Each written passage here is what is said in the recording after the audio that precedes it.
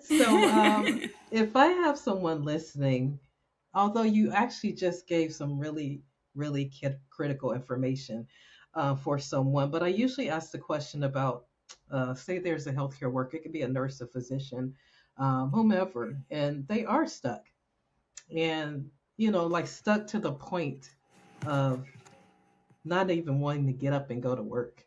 So, Mhm. what would you say to those? Like, just right now, they're right there watching.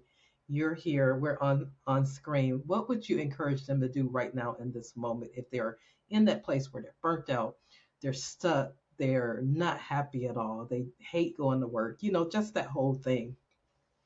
So I realize that these are symptoms. So burnout is a symptom, right? And you have to recognize it and realize that sometimes we think that, burnout is a badge of honor, and it's not. Us working to the bone is not normal. One of the first things you want to do is, start implementing some lifestyle shifts, I like to call them, right? And what that means is prioritizing your health, right? Implement a lifestyle shift. The second thing you want to do is explore career growth opportunities, or explore other opportunities, because maybe when you say career growth, you might find that growth in taking a position that isn't so demanding, right? So and I'll give you an example. If you are a nurse manager, right? Maybe nurse management isn't for you right now. So maybe you want to explore, maybe you want to explore a position in the PACU. Or, you know what? No, I'm sick of the inpatient setting and I want to start a business. Then, you know what? Explore mentorship for that. It's really doing reflecting on your Yeah. current career, your career path, and consider your shift to, like I said, possible to other opportunities, whether it be, going to a different department, or whether it be going to a different institution entirely, or whether it be doing something on your own, and start your wealth journey, right? Begin Yes. educating yourself on your financial strategies, because what happens is we have jobs and we rely on we put money into our pensions and our 401k. However, is that going to be enough? Sometimes we don't even know if we're going to have Social Security in 10 years, right? So are Right. these things going to be enough? And what do you know about your because we work because we need a paycheck, right? We work because we need a paycheck. So I get it. But you want to start exploring these things so that when you do decide that you've had enough, you're not sitting there saying, okay, what am I going to do for money? And now you have to take another job that you're not happy with, that you're still not fulfilled with, because you didn't prioritize the things that you needed to prioritize.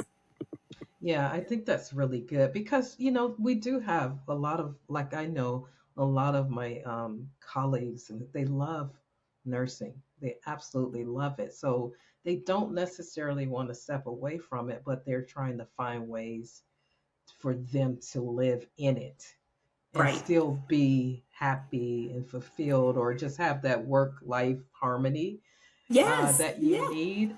So that is really good. And so let me ask you a question, Dr. Lindra.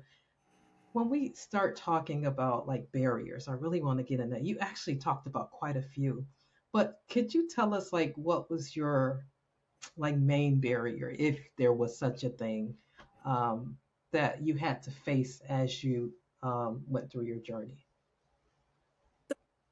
Was the main barrier for me. It Okay. was it was the bias. It was, and as I and it was when I got into nursing leadership is when I really identified it, because when you're, as I mentioned earlier, when you're working more that one-on-one, 1 to 2, 1 to 4, whatever your assignment looks like, you're not really paying attention to, you're working your shift, you're taking care of your patients, and you're going home, right, at the end of Yeah. your shift.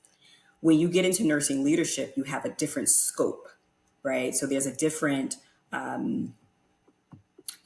realm of responsibility, right? So you have a different scope and you see things through, more of that 30,000 foot view. Um, Yes. and by doing so, I'm dealing with executive leadership. I'm dealing with other nurse directors. I'm dealing with, my staff, my teams, and I'm seeing things through such a different lens. And as I reflected, and again, I also, talk about this in my book as well. I think about the time when I was a staff nurse, And I'll never forget, this nurse came up to me and she goes, "Oh, I drew you on the board." And I goes, because we used to put like photos of the employees, that we would put them next to their assignments. And she goes, "I drew you on the board." So she goes, come and look. And I was just like, okay, she goes, "Oh, don't worry, we don't have," because I think I had floated to that unit. And she goes, "Don't worry, I drew you." And she thought it was funny, and she was just, I guess, air quote, trying to be cute, but she drew like a brown face with like little pigtails on the side. And I said, "And that's me," and I took a picture of it. And That's I good. said, "Well, let's see what HR says about this." And it Oops. was almost, she goes, um, and I actually wasn't going to go to HR at the time. And she goes, "Oh, what did I do something wrong? I'm so sorry. I'm so sorry." And she was like so apologetic the rest of the day. And like, even like on my lunch break, I remember she came to me, she was still apologizing. And there were two nurses in the break room at the time. And like, they were of different ethnicities. And they go, and they just was not, they wouldn't even look over there. Mhm.